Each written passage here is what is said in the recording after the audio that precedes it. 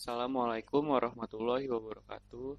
Perkenalkan, nama saya Raffi Fadila Rahmat, mahasiswa kelas Jurnalistik 2A, UIN Syarif Hidayatullah Jakarta. Video ini saya buat untuk melengkapi nilai ujian tengah semester mata kuliah hadis dosen pengampu Umi Musyarafah. Musnad Ahmad atau ringkasnya dikenal sebagai Ahmad adalah salah satu kitab hadis Nabi yang terkenal di luas dan kedudukannya menempati posisi yang diutamakan sebagai induk rujukan.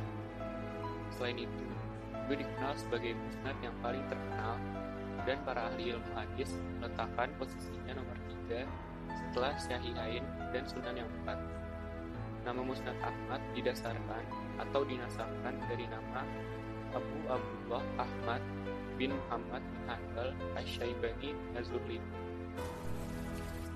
Imam Ahmad mengarang kitab ini antara 227 Hijriah ataupun beberapa waktu sebelum tahun 228 Hijriah, karena Az-Zahabi menuliskan riwayat bahwa anaknya Abdullah bin Ahmad bin Hanbal mengatakan kitab ini diajarkan di antara 2 tahun yang disebutkan di atas.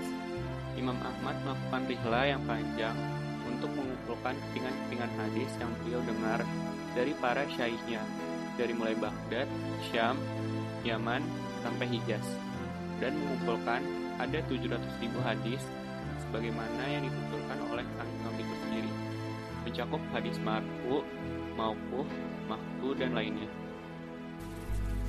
Konon Ahmad bin Hanbal menulis hadis-hadis itu dalam lembaran kertas yang berbeda maupun yang sama, dalam bagian-bagian tersendiri, sampai terbentuk sebuah draft. Sebelum beliau wafat, beliau mendiktekan kitab hadis ini kepada anak-anak dan penghuni rumahnya.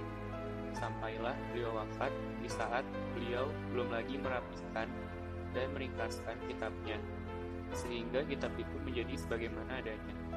Anaknya Abdullah kemudian mendapati kesusahan dalam kitab itu dan menggabungkan segala hadis yang beliau dengar yang menyerupai riwayat dari ayahnya. Pengertian sanad hadis. Dari segi bahasa, sanad artinya yang menjadi sandaran, tempat bersandar. Arti yang lain, sesuatu yang dapat dipegangi atau dipercaya.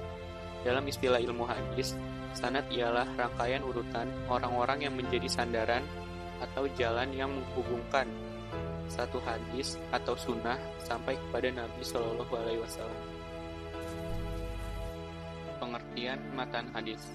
Dari segi bahasa, matan berarti jalan, tanah gersang atau tandus, membelah, mengeluarkan, mengikat. Matan menurut istilah ilmu hadis yaitu perkataan yang disebut pada akhir sanad, yakni sabda Nabi SAW yang disebut sesudah habis disebutkan sanadnya. Pengertian rawi hadis. Rawi yaitu orang yang memindahkan hadis dari seorang guru pada orang lain atau menghubungkannya ke dalam suatu kitab hadis. Rawi pertama adalah para sahabat dan rawi terakhir adalah orang yang menghubungkannya, seperti Imam Bukhari, Imam Muslim, Imam Ahmad, dan Hadatsana Yazid akhbarana an Anas an Rasulullah sallallahu alaihi wasallam qala ansur akhaka dzaliman aw mazluman ilayya Rasulullah hadza nansuruhu mazluman fa kaifa nansuruhu dzaliman qala tamna'u min al-zulm. Yang artinya adalah telah menceritakan kepada kami Yazid telah mengabarkan kepada kami Umayyad dari Anas. Sesungguhnya Rasulullah Shallallahu Alaihi Wasallam bersabda, tolonglah saudaramu yang menganiaya atau yang dianiaya. Ada yang bertanya, wahai Rasulullah, orang yang teraniaya tentu kita menolongnya. Lalu bagaimana mungkin kita menolong orang yang berbuat aniaya? Rasulullah Shallallahu Alaihi Wasallam menjawab, caranya kau cegah supaya tidak berbuat aniaya. Makna dari hadis tersebut adalah persaudaraan seagama.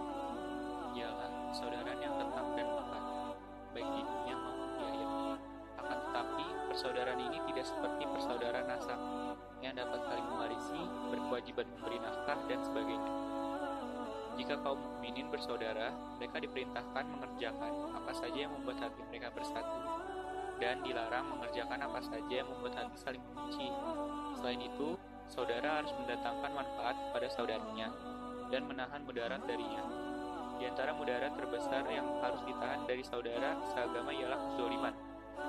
Kezaliman tidak saja haram dilakukan terhadap seorang muslim, tapi juga haram dilakukan terhadap siapa saja. Yahya bin Muaz Ar-Razi berkata, hendaklah orang mukmin mempunyai 3 hal dalam padamu.